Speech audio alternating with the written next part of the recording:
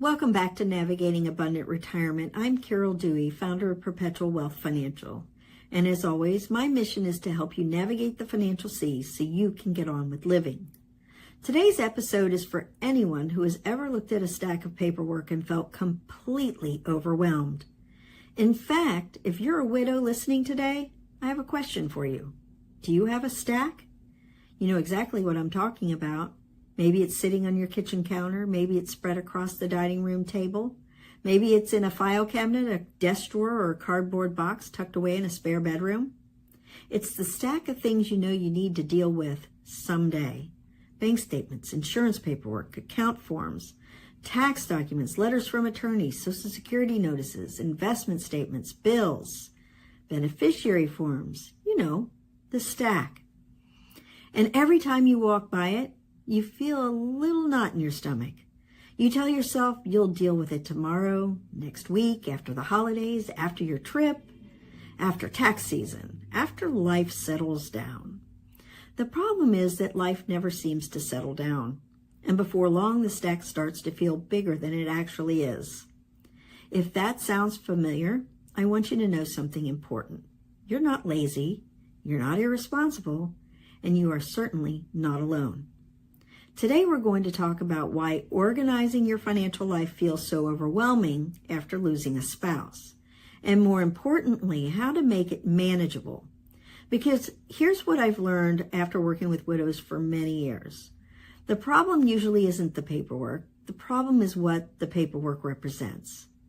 Most people feel like the financial organization is a practical problem, but for widows, it's often an emotional problem first. Every document can carry a memory. Every account statement may remind you of conversations you never had. Every beneficiary form can feel like another reminder that your spouse is gone. And unlike grief itself, these tasks come with deadlines. Nobody gives you permission to pause. The mail keeps coming, the bills keep arriving, the decisions keep waiting.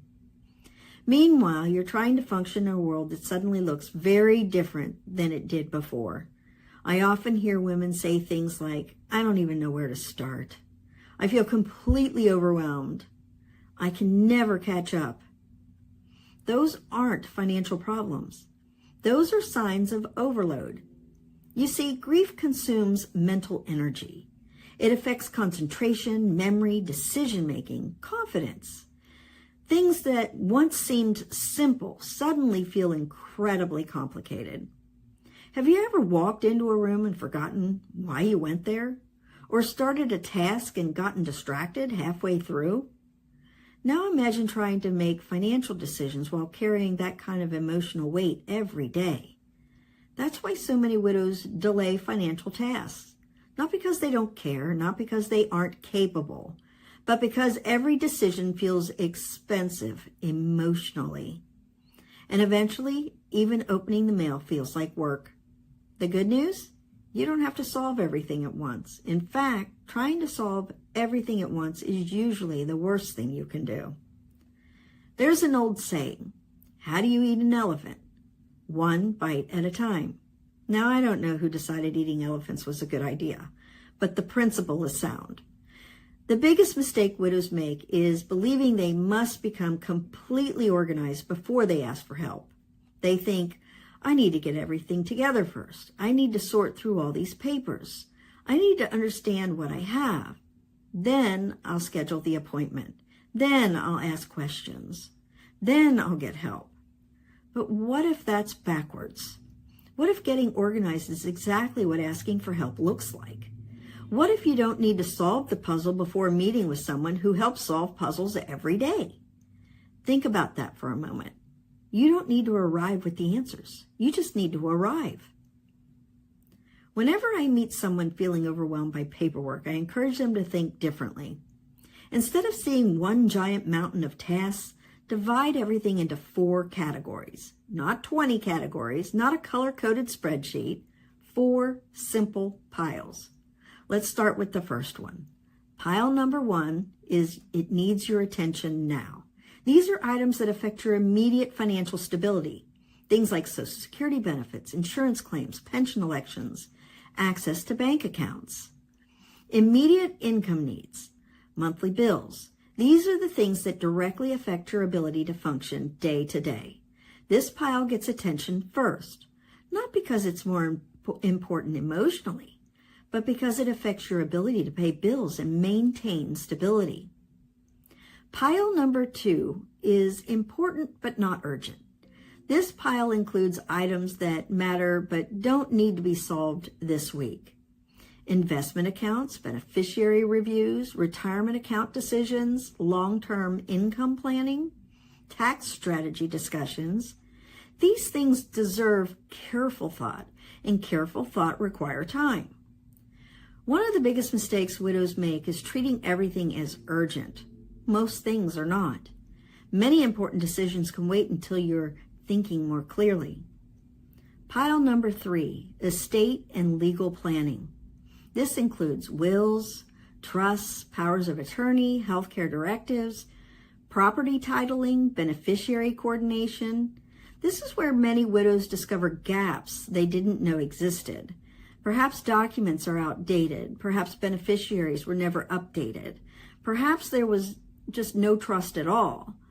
The important thing to remember is this: finding a problem isn't failure. Finding a problem is progress. You cannot fix what you don't know exists. And pile number 4, everything else. This is the pile that creates the most anxiety because it's usually the largest. Old statements, miscellaneous paperwork, letters, documents you don't recognize, things you aren't sure matter anymore. The truth? A lot of these items can wait. Some can be shredded. Some may never matter again. Not every piece of paper deserves equal emotional energy, and learning that can be incredibly freeing.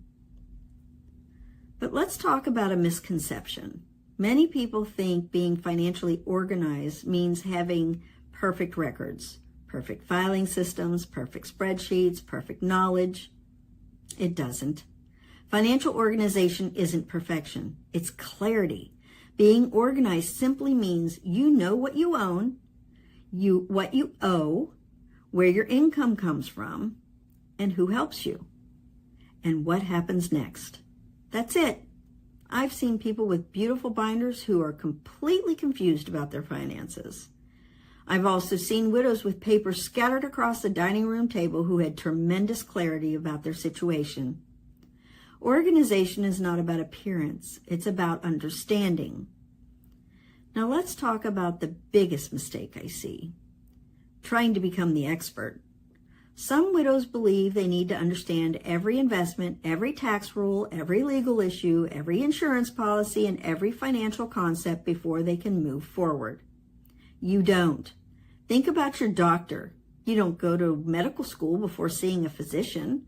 You don't become a lawyer before hiring an attorney. You don't become an accountant before filing your taxes. So why do so many women think they need to become financial experts before asking for financial help? You don't. You simply need someone who can help coordinate the moving pieces. One of the roles I often play for clients is what I call the quarterback. The attorney handles legal work, the CPA handles tax issues, insurance professionals handle insurance matters, but someone needs to make sure the entire team is moving in the same direction, because life doesn't happen in silos. A tax decision affects an investment decision, an estate decision affects taxes, an insurance decision affects income planning. Everything is connected. And when you're grieving, trying to coordinate all of those moving parts yourself can feel impossible. That's why having a guide matters. Not someone who takes over your life, someone who helps you navigate it. One of my favorite moments with a widow isn't when we solve a complicated planning problem. It's something much simpler. It's the moment she exhales. You can actually see it happen. The shoulders drop, the tension leaves her face, the breathing slows, and she says something like, "Oh," or "I understand now. That makes sense. I feel so much better." Sometimes the financial situation hasn't changed yet. The investments haven't changed. The legal documents haven't changed. The taxes haven't changed. But her understanding has changed. And understanding creates confidence. Confidence creates action. Action creates progress, and progress creates peace. That's the real transformation. Not paperwork. Peace. One of the things I love watching is what happens after widows stop feeling overwhelmed. At first, every conversation is about tasks, forms, accounts, questions, deadlines, the to-do list. But eventually, something shifts. The conversation becomes, I want to visit my grandchildren more often. I've always wanted to take that trip. I'm thinking about volunteering. I want to help my church. I want to spend more time doing things I enjoy. That's when I know we're making progress. Because the goal was never to organize your finances just for the sake of being organized. The goal was always to create enough clarity and confidence that you could get back to living. The paperwork is not the destination. The life waiting on the other side of that paperwork is the destination.